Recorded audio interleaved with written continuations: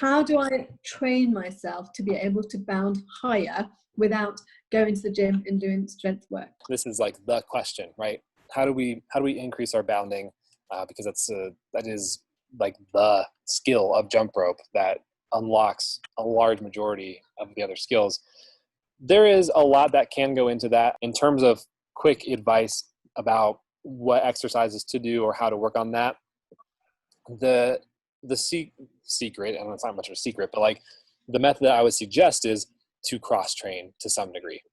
Some people might want to do legitimate free weight strength training, which in my opinion is probably one of the best ways to go. So things like deadlift and back squat, or something like using a kettlebell for like goblet squats, or kettlebell deadlifts, or a variety. And we could talk at length about the exact skills to do, but something where you are integrating at least like probably three to five different exercises for about 4 sets, doing roughly 8 reps within each set, because that framework, as long as it matches your skill ability and as long as it matches your strength that you're at right now, allows you to build up this whole thing right here is an entire chain. So like the stronger you get all of that with different movements and trying out different things and staying very flexible, because flexibility is key.